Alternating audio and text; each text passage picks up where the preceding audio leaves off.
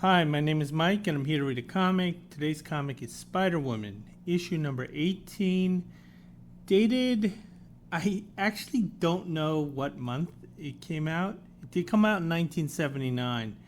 The comic book companies normally put dates on their comic book covers to signal to the newsstand dealers when they can pull them for returns. So I'm imagining that some intern had this job, probably didn't have it very long because decisions like this can cost the comic book companies a lot of money. So I don't know who dropped the ball here. But nevertheless, I'm going to move on from that. You can talk about the cover. Cover is a pretty good one. We see our hero, Spider-Woman, here, who is fighting it looks like a guy who is either a melted candle or he is covered in butter. And he looks quite sticky and icky. And Spider-Woman wants absolutely nothing to do with this guy and just doing everything she can to keep him at bay. And I'm going to go into it. So we're told that this story is Sins of the Flesh. And the creative team is Mark Grunwald. The artist is Carmine Infantino. Mike Esposito did the inks. We see that Jim Shooter was the editor-in-chief for the most part at this point. He was just starting to whip these Marvel guys into shape. So anyway, as far as my history with Spider-Woman, I do specifically remember buying this comic book because of the cover. It kind of looked like a transformation issue, and I think at the time I was 12 years old. So transformations were always something I was kind of interested in. So when I saw something like that going on a comic book cover, I was always drawn to it. In terms of Spider-Woman herself, she's a character that never bothered me, but I didn't really have any strong feelings for her as a character. I remember this comic book, I did kind of have a hard time reading it. I was 12, and I can see why. This is probably the most adult of all the comic books that were being published by Marvel at the time, with the exception of maybe Jim Starlin's Warlock. This is a very adult comic book. And I know 12-year-old me was going to have a hard time with it, but reading this as an adult, I really do appreciate what Mark Grunwald was doing. And this is a very well fleshed out character. And honestly, I would not mind reading additional issues of Spider-Woman. I don't think I have too many of them, though. So I'm going to get into it. The action literally is taking place in a car, sort of at this inspiration type area. Spider-Woman, who is in her regular guise as Jessica Drew. Apparently she picked up this guy in a disco. You know, she kind of liked the guy. She was like vibing with him. And she was looking for a little action. And this is something you normally did not see from the male heroes in Marvel. You certainly did not see this from the female heroes. Reed wasn't, finger banging Sue in the back of the car. But yeah, no, Jessica she's a 1970s woman. But there's a problem with her date. Her date's face is melting. And she knows something's wrong, but she doesn't know what it is. So she's asking her date, Eric, what's wrong? And, Eric's not going to say, hey, my face is melting. But he's definitely concerned about what's going on here. And he's thinking to himself that the transformation that is currently going on, basically with his flesh melting off his face, is something that he wasn't expecting to happen at this point. He was expecting this to happen later in the night. So this is a transformation that Eric is used to. And he's worried because he says he's not ready yet. He's not ready yet, and she's not ready yet. Because Eric is a bit of a predator here. So I'm going to turn the page. So anyway, Jessica, she's concerned about the guy. She likes the guy. They went to this place for, a little quiet action. So obviously she cares about this guy. Eric then suddenly bursts out of the car and he goes out running. Jessica, at this point, she still hasn't noticed the flesh melting. So she doesn't know what's going on here. She has an idea that maybe she's the source of what Eric is going through. I'm not entirely familiar with Spider-Woman's powers, and they didn't seem very spidery, for lack of a better word. But apparently one of her powers is that she can induce fear in other people. And this is something that she was aware of.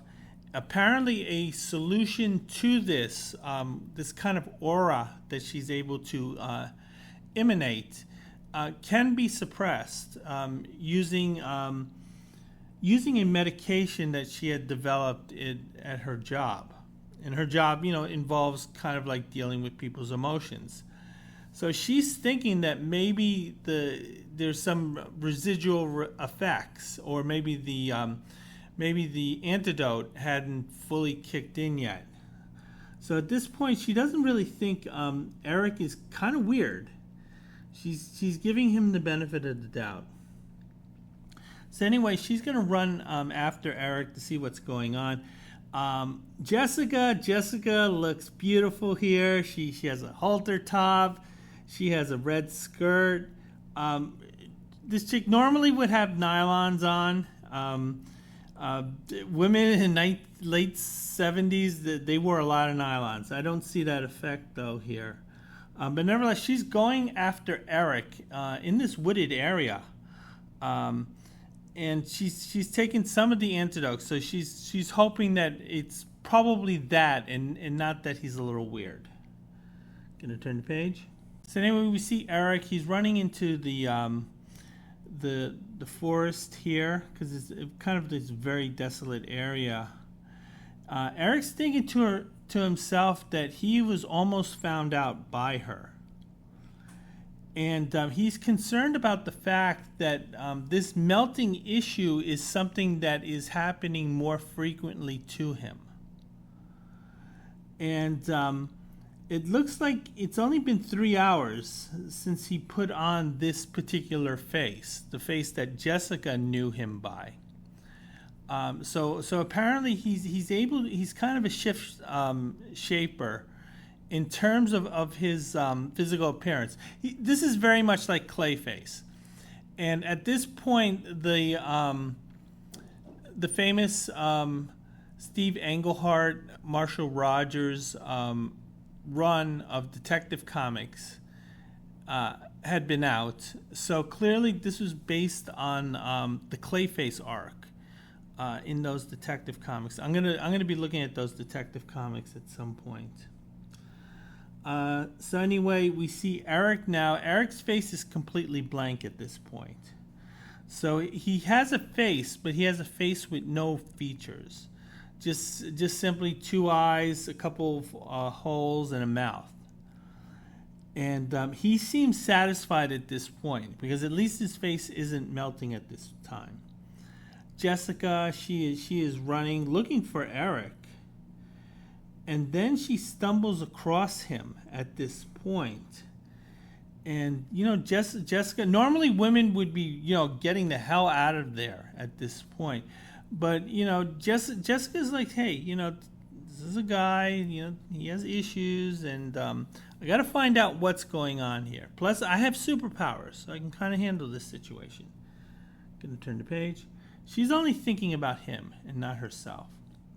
So anyway, Jessica reaches Eric, and Eric looks fine. He looks like the good-looking blonde that she had picked up in the disco at this time. Trying to think who he kind of looks like. Maybe a little bit like Jan Michael Vincent. So anyway, Eric apologizes to Jessica about running off. He didn't know what came over him. What he's saying is that, Jessica, you're so awesome that I just got nervous. And I just could not believe I was in the presence of such beauty. When I see you, I see a goddess. And I didn't feel like I deserved you. And he was worried about being rejected by her at that time, because he was so close, on the precipice of just reaching out and touching her loveliness, but he just felt like she would just swat him away. Jessica's thinking, okay, this guy's nuts. He's kind of cuckoo, but nevertheless, given what I've been through, cuckoo is kind of nice. So at this point, Eric being an erratic nutcase, Jessica's thinking to herself, I see possibilities. So anyway, the two are just talking it out here at this point. And again, this is like a very adult thing to do. Obviously, Jessica, she has a lot of fortitude to be in this type of situation. But, she's being, vulnerable. And so is Eric. And Eric's saying, I just can't understand myself. I'm kind of a good-looking guy. I know I'm not bad. I know I'm not stupid. He's fishing for compliments here. And but I still don't know why I'm like this with women. So anyway, Eric starts making some moves on Jessica here. And he's just saying, you know what, maybe I just need to be held. That I just wasn't held long enough. And you being a beautiful woman, I want you to do the holding. I want you to be the shoulder I want to cry on. And Jessica's into this. She's very empathetic. So she's sort of really enjoying the fact that Eric is kind of opening up to her. Gonna turn the page. But then suddenly Eric's face starts melting again. And it's all over Jessica. And Jessica's horrified because this is a flesh-covered money shot. And she's like, I did not sign up for this. And she is disgusted. She is covered in this goo here. She doesn't know what's going on. And she's absolutely disgusted what's currently happening. Eric is looking like a wax candle here that's melting. And he's telling Jessica that, he loves her and he doesn't want her to leave.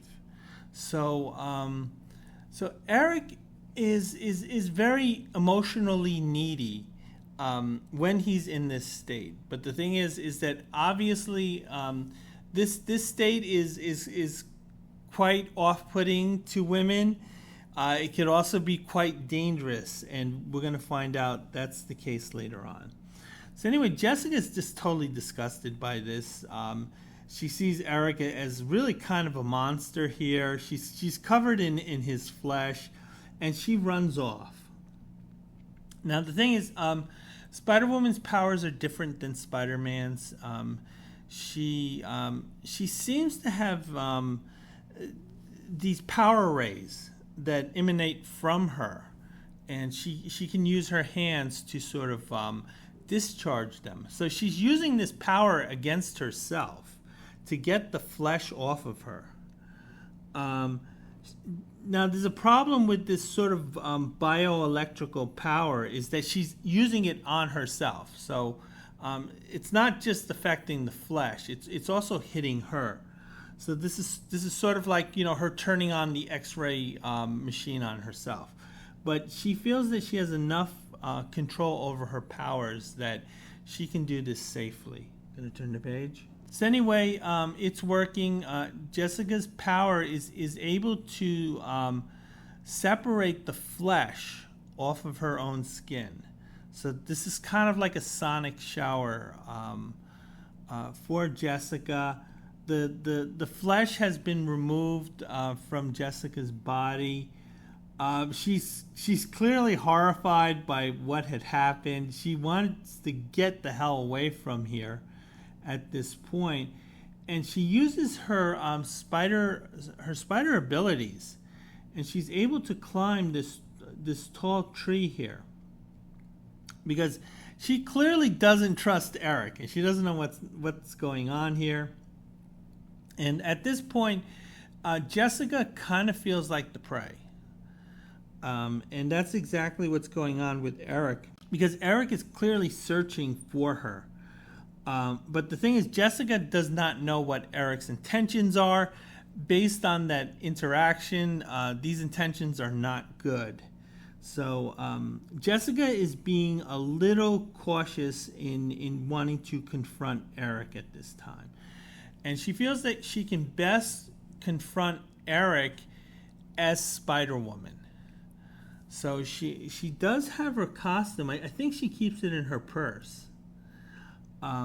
So at this point, Jessica is taking off her dress, and she's getting into her Spider-Woman duds. One of the things she is concerned about is the fact that she's sort of new to the superhero role here. So she's not quite sure how she's going to approach this, because she doesn't have very much experience in doing this. And she admits, hey, I'm kind of afraid here a little bit. But nevertheless, her being in costume sort of bolsters her confidence. So at this point, she's ready to confront Eric. And I'm going to turn the page.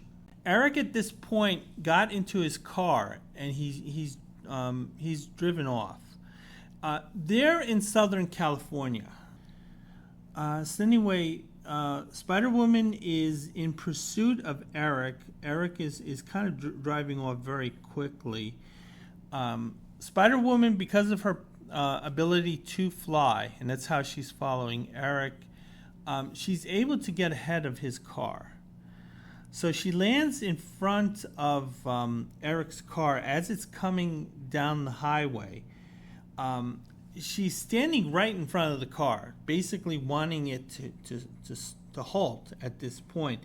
Eric clearly sees this. Now, he doesn't know that Jessica is Spider-Woman, but nevertheless, there is a costumed female character in front of him. He is just barreling down the highway at this point, and he's going to run down whoever this figure is. Spider-Woman, she does possess the abilities to avoid this, so she jumps on the front hood of the speeding car. I'm going to turn the page, and she's able to do a backflip to completely get out of the way of the vehicle. So at this point, the vehicle has caused her no harm, but nevertheless, that's not really what's on Jessica's mind, because she feels like she's in a good position. Physically, she's just kind of figuring out what's going on here, and she realizes, hey, this guy was looking to kill me, and she continues her pursuit of the car. We don't really see the passenger in it at this time. Spider-Woman, she's able to glide quietly enough where she's able to land on top of the roof without the driver being aware of what's going on. So at this point, Spider-Woman is not going to actively try to stop the car. She's going to wait until whoever is driving, and she's assuming this is Eric because it's Eric's car, and they were the only car in sight, and then she's going to confront him. So then the car goes right back to the disco that Jessica was in earlier. Jessica, obviously she notices this. She's like, hey, I was here a few hours ago, and this is where I found Eric. And she's noticing that there are crowds of people in this place, entering and exiting, and she does not want to be seen by them. she flies off the roof of the car, and then she's watching the car and the driver from a distance. And one of the things she notices is that it's taking the guy a long time to park this car. And this is a pretty empty parking lot. So it's obviously a place where a lot of couples go. And Spider-Woman can't understand why this guy is spending so much time in the car, because she's just like, sticking to the wall here, kind of just waiting. And then she sees another individual coming out of the car. And she can't really make out who it is, because it doesn't really look like Eric, but it could be Eric. And it was Eric's car, and there was no one else in the vicinity. But she doesn't know what to make of the situation at this point. Gonna turn the page. So anyway, Spider-Woman, she continues her surveillance of the car because she's not ready to go into the disco at this point. She a little conspicuous there. Ringside table, Batman? Just looking, thanks. I'll stand at the bar. I shouldn't wish to attract attention. But nevertheless, she wants to know exactly what's going on here with this situation. Now, the individual that she saw coming out of the car is leaving the disco with a date. So apparently this guy was successful in picking up another woman to take with him. Spider-Woman is noticing that this is not the same guy as Eric, and this could be a friend of Eric's. She doesn't really know.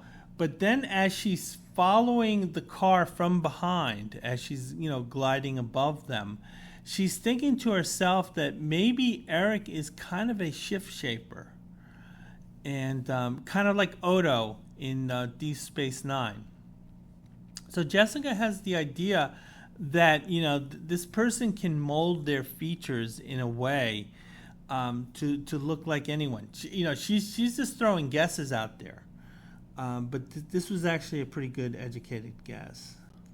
So the individual has taken his date to a home here. But the thing is that Spider-Woman doesn't know whether it's his home or her home. She uses her powers to get a closer look, to kind of peer inside of the home. So far, everything looks to be fine. This simply looks like a young couple who met at a disco, and they're kind of getting to know each other. It looks like Spider-Woman has spent about 10 minutes watching this interaction. She didn't see anything out of the ordinary. And because of this, Spider-Woman feels kind of weird and creepy, kind of just peeping at this couple here, and her attitude is, listen, if something was going to happen, it probably would happen in the first 10 minutes. I'm not seeing that. And I'm feeling kind of uncomfortable with this aspect of surveillance. So I'm not going to do it anymore. And I'm just going to fly off, and I'm going to go home. And she's thinking about Eric, and just thinking what type of connection could there be, what's going on with this individual, and so forth. So she has a lot of questions, but she's not really doing the legwork to search for these answers. Gonna turn the page. So anyway, Spider-Woman, she heads home. She's in her apartment at this point. She's kind of just relaxing and just thinking about what had happened that night. She was out there looking for Mr. Goodbar, and she ended up with Mr. Flesh Pocket here. And she feels like, hey, maybe I need just a little bit of sleep, kind of just refresh, rethink things. And I can investigate a little further on tomorrow morning. But during the night, Jessica starts having nightmares of the flesh creature. and she sees the flesh creature consuming her. So clearly that incident that had happened earlier in the woods left an impression on her. She wakes up in a cold sweat here. She feels like something bad is going to happen with that individual. And she feels a great deal of guilt about the fact that she had left that woman with him. So she's having some buyer's remorse about the decision that she had made to leave the couple when she did. Gonna turn the page. So Jessica, she's in her Spider-Woman outfit. She quietly lands on the roof of a home nearby where she had last seen the couple. She sees that there's a lot of police activity. There's EMS there. She's thinking something went wrong here. Something bad happened. There's an ambulance. She sees someone on a stretcher. She doesn't know what's going on. She's overhearing a conversation between a young upset woman and a police officer. It turns out that is the sister of the woman that Spider-Woman saw leaving the disco with her, I guess, accused monster, so to speak. So she's very upset. Apparently the sister came home and her sister was smothered. And she might have been covered with the flesh because she's clearly upset about what she had seen. And the cop is just saying, "Listen, can you calm down a little bit, madam? You're babbling here." We can see that Spider-Woman is very upset at this point because she realizes that her inaction may very well have led to the death of this young woman here. And she's feeling a great deal of guilt about what had happened and the fact that, when she was in a position to do something about it, she didn't.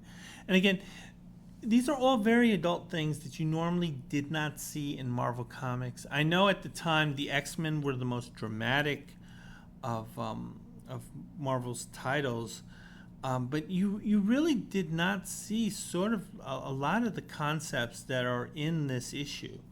The hero having doubts, the hero saying, hey, I gotta go home. I gotta rest. I can't hang around here waiting for something to happen.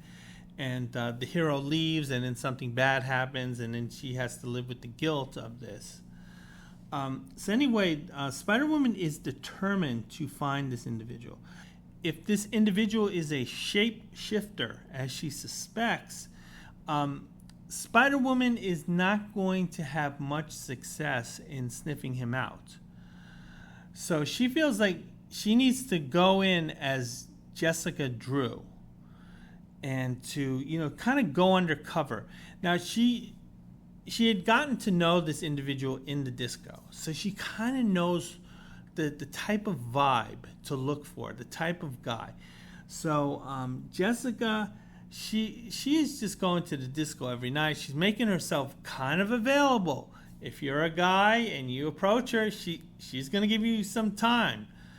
She's gonna want to sense who you are. And when she feels that she gets the vibe that she got with Eric, she's thinking, aha, I got my shapeshifter. Oh, one thing I should also mention that the murder of the woman in question has been released to the media. So we do see that that there is a headline that this young woman had been smothered. So it's very similar to, I think, what had happened in New York in 1977 with the Son of Sam, and he was emptying discos out like you wouldn't believe. 1977 was the year that Saturday Night Fever came out, But for most of the summer, the discos actually had a hard time doing business because so many women were just absolutely terrified. The whole city was terrified of this serial killer. So it kind of looks like there's sort of this Mr. Goodbar type character, and that actually was a real crime. And she's kind of like searching for this serial killer. So she is looking for trouble. I'm gonna turn the page, and I'm gonna look at the letters page, and it's called Venom Blast. The letters are very complimentary. They're very well written. So the regular readership of this title were not 12-year-old kids like me. I was attracted to the comic because of the cover. I think outside of that, I didn't really buy any other issues of Spider-Woman. But clearly, they were aiming for a much more adult audience. And you can see it in the letters here. The first one is by Sandy. I'm assuming it's a female because it's I. Sandy is attending Temple University. So, this person's kind of smart. And she's saying that she really likes Spider-Woman. She likes the fact that that she's really starting to see potential in this character. Because I guess the first few issues she wasn't particularly happy about. She felt that they were a little bit pedestrian. I think Spider-Woman had been out as a comic for about a year. So Sandy wasn't quite like those patient Ghost Rider fans who were like writing letters. I remember in issue number 35 that I talked about, where after 7 years, they're starting to see potential with this character. They haven't had to be that patient. But they've been a little patient, wanting to see some potential. I think around issue 13 and 14, Sandy noticed that there was kind of a change in direction where the comic was starting to kind of find what it should be. And she liked the Shroud battling Spider-Woman. The Shroud was basically Marvel's analog to Batman. So whenever they wanted to use Batman in their comics, they just used the Shroud. And Sandy also would like a meeting between Spider-Woman and Spider-Man. I think they were actually trying to protect the Spider-Woman character. They didn't want it to be viewed as a gimmick. They really wanted Spider-Woman to be one of the mainstay characters, and not just simply this derivative of Spider-Man. So they kind of avoided teaming the two up. Also, remember they're in different areas because Spider-Man is in New York. Peter Parker is in New York. Jessica Drew is in L.A. But nevertheless, Sandy is saying, hey, I wouldn't mind seeing these two team up. I don't think it would be kind of a novelty. I think these two can really mesh together. And yes, Sandy's pointing to their personalities, saying they're very passionate, independent. Editorial is giving Sandy a lot of feedback here. They like her letter. They're really happy that she liked the Shroud because that's a character they do care about. And Steve Englehart, he just didn't simply just kind of copy Batman. He put a little bit more effort into it, sort of like Marvel's version of how they think Batman should be. Yeah, they're just very happy with what Sandy has to say. The next letter is from Ed. He's happy about what Mark Grunwald is doing. I'm sorry if I mispronounced his name earlier. And he likes the Southern California feel to the comic, because some of the adventures that Spider-Woman was involved in dealt with cults and kind of the seedier parts of LA's underbelly, and And we can see Ed really likes that. He really likes the kind of the Southern California vibe there. Let me see a letter from Al. He thinks like Spider-Woman number 14 was passable.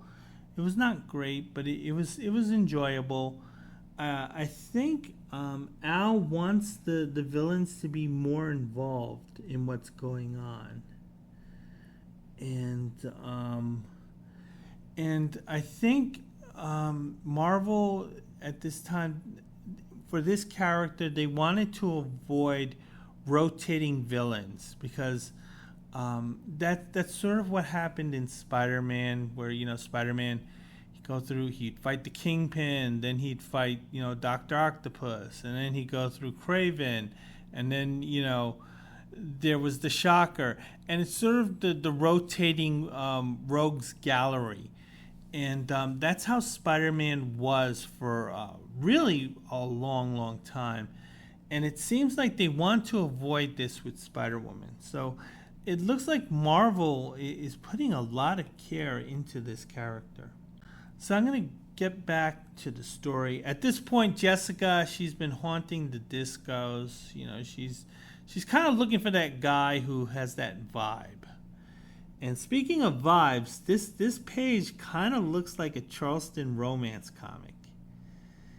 And by the way, the art for the most part is really good here. And anyway, Jessica finds this guy, this good-looking, dark-haired guy who is giving the same vibe that she felt when she picked up Eric, or Eric picked her up. And Jessica feels like she has this guy. So she's going along with him, saying, hey, baby, let's leave and have a little adult time here. And Jessica is suggesting to her date, and this guy's name is Bill now. So this is no longer Eric. This is Bill. Bill's asking, hey, baby, where do you want to go? Jessica is suggesting her place. So the thing is, she feels like if she's going to confront this guy, she wants to do it on her home ground, where she's comfortable.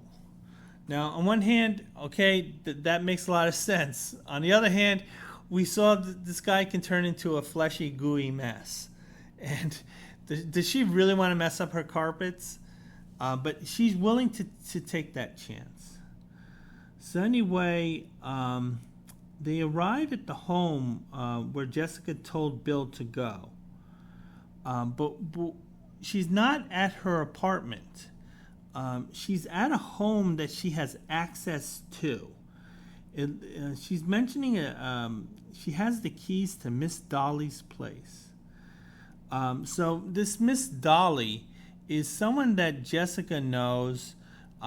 She trusts Jessica enough to give her the keys to the house. Jessica is completely betraying that trust because poor Miss Dolly might have a whole bunch of fleshy goo on her walls. But nevertheless, Jessica feels like, hey, if I'm going to make a final stand and battle it out with this guy, better that someone else's furniture gets ruined than mine. But Jessica is explaining that, listen, this is not really my place. It's actually it's my mom's place, but my mom's not home yet, so we'll have the place to ourselves. As they enter, Bill is noticing that there's a lot of dolls around.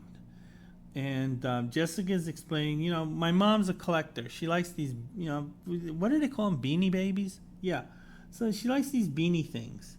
And she just kind of collects them. The dolls kind of have this disgusted look on their face. And Bill here is putting the moves on Jessica. And he's saying, I hope these dolls won't report what I just did to you, to your mom. And Bill is making it clear that he wants some extra loving here. Jessica is concerned. Bill's coming on very strongly here, Now, she was fine with this the night before when she thought Bill was Eric and Eric was a normal guy. She knows this is a dangerous individual, that there's at least one woman dead because of this guy. So Jessica is sort of being a little apprehensive. She still wants to keep Bill there. So she tells Bill that she's going to slip into something more comfortable, something a little less complicated. Don't wear anything complicated. And we see Bill. He finds this acceptable. He said, Jessica's saying, "Listen, I'm gonna go upstairs. It's gonna slip into something that you might like." And Bill's saying, "I can't wait, babe. I can't wait." Gonna turn the page. However, we could see that Bill has a very predatory look at Jessica. So at this point, Bill is viewing Jessica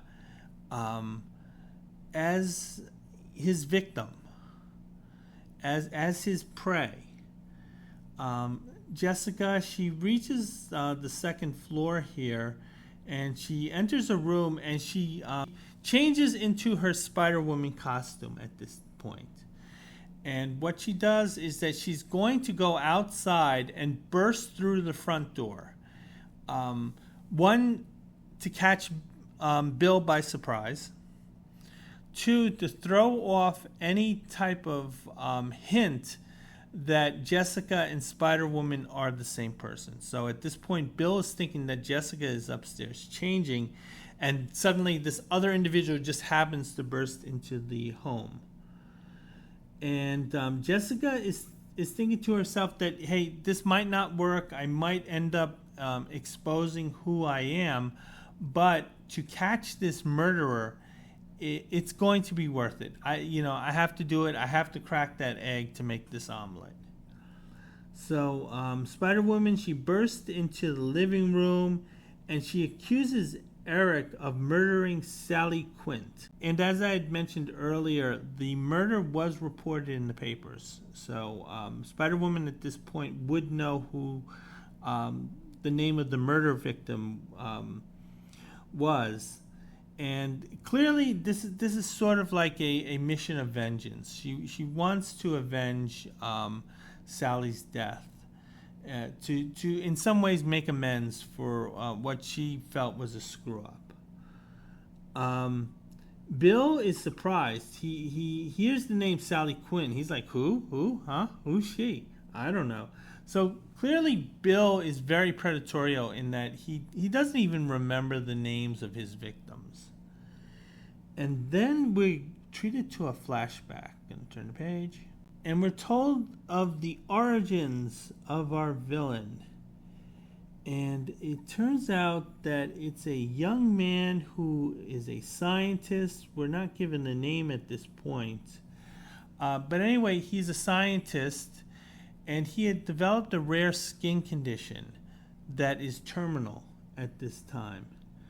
So the thing is that this young scientist, he had devoted his entire life to scientific discovery, and he's finding out that he has this rare skin condition that science can't cure, and this is very disheartening for him. He's a guy who had given up a lot in life to be a scientist. He was studying when he could have been hitting the bars. So anyway, as a scientist, he did some research, and he came across this radical treatment that he felt could help his skin condition. And it looks like he developed this technology, and he tested it on himself. So he was the first guinea pig. So he was desperately trying to cure this condition. And it turns out that he actually did cure it, but the treatments mutated his flesh.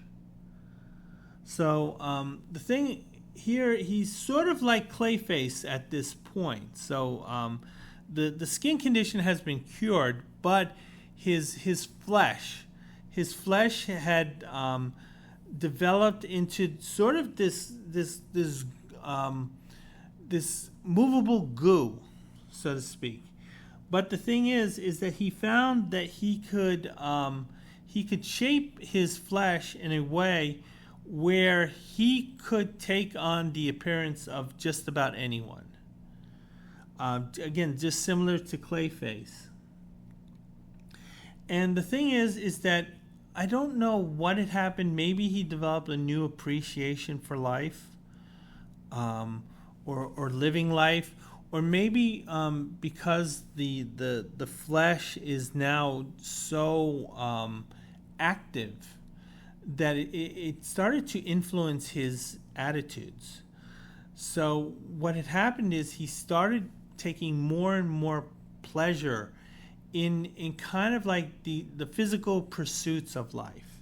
So I guess, things became more sensual to him.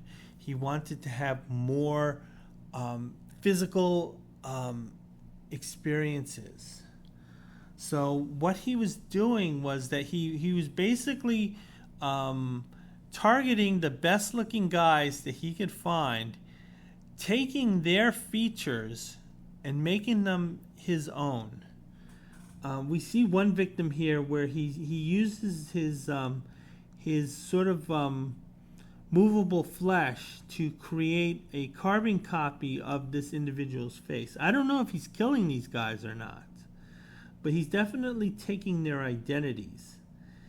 And he'd take identities of people who were handsome or who were rich, and in some ways he can use what they have to impress women. But the thing is, he started losing control over his flesh.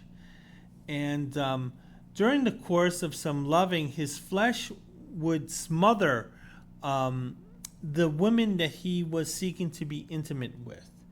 So the thing is, rather than pursuing the sort of the sexual conquest, him kind of smothering these women became the conquest. He didn't think of himself as a murderer, because his attitude is, hey, the flesh, the flesh took control of me, and I didn't do this intentionally. But so the thing is, he kind of rewrote his story where he's the hero of these incidences. So he's basically kind of murdering these women again, like kind of a serial killer here. I'm gonna turn the page. So anyway, the flashback, it ends. Bill, he's confronted with Spider-Woman, and what he does is that he takes some of his flesh and he flings it at Spider-Woman. Spider-Woman's like, oh, good God, not again. And I guess we can see Bill, the flesh creature. He's running upstairs and he's saying, listen, I've done nothing wrong. It's my skin. My skin is a separate entity. And that's who to blame, but don't blame me. It made me do it. Bill runs up the stairs because Spider-Woman has the front entrance blocked. And he's thinking that he can probably get upstairs and then somehow kind of escape at this point. Now, Bill thinks that Jessica is still on the second floor here. And he's thinking to himself that he can use her to leverage a way of escaping, probably holding her hostage in some way. So then Bill, he runs into an empty bedroom here, and he goes under the covers and he pulls the covers over his head. Spider-Woman is able to get that kind of like flesh off of her face. She runs up the second floor. She enters the room that Bill had entered, and she sees him under the covers. she's thinking, "Oh boy, are you kidding me? This is like Little Rascal stuff." Then Spider-Woman, she confronts Eric at this point, saying, "Listen, I know you're under the covers. Just come out. Just come out. Make it easy for both of us." Gonna turn the page. And then Bill comes out under the covers, but it's not Bill at all. And it's a perfect replica of Jessica. So Spider-Woman is seeing herself emerging from this blanket. Clearly, the flesh monster has taken the form of Jessica Drew. And clearly, the flesh monster, because we're not given really a name for the... what was the adversary? So we're not given a name for the antagonist. But nevertheless, Spider-Woman is looking at a perfect duplicate of herself. And this is enough to kind of throw Spider-Woman off of her game. And this is the effect that that the flesh monster wanted. So as Spider-Woman is sort of being lulled into dropping her guard, she's immediately attacked from behind by the shower of flesh. So this is the flesh monster's plan all along, was to sort of distract Spider-Woman so he can lay down this trap. Gonna turn the page. We see Spider-Woman is covered in flesh. She's absolutely horrified, and this creates a shock to her system. And it creates a powerful shock that Spider-Woman unleashes her powers on it. And the flesh that was covering her is discharged in the direction of the flesh monster, who is Jessica. And apparently this causes the flesh monster to break down. His biology has totally broken down, and Spider-Woman, she sees nothing but gooey flesh all over the place and the skeletal remains of whoever she was fighting. Spider-Woman, she is disgusted at this point, horrified. She's also like thinking, hell, I'm not cleaning up this mess. And she just leaves all these puddles of flesh for Mrs. Dolly to deal with. Holy crap. Spider-Woman, you suck. But nevertheless, she feels vindicated that she stopped this creature from murdering other women. But did she? Because we see that as she's flying away from this situation, the flesh is starting to reorganize itself. So might have a return of this creature, and that's the end of the story. And I enjoyed this. This was an interesting read, and I'm going to be looking for more Spider-Woman comic books to read. But until then, that's it. And that's my review of Spider-Woman number 18. And I hope to have more reviews up soon. Bye.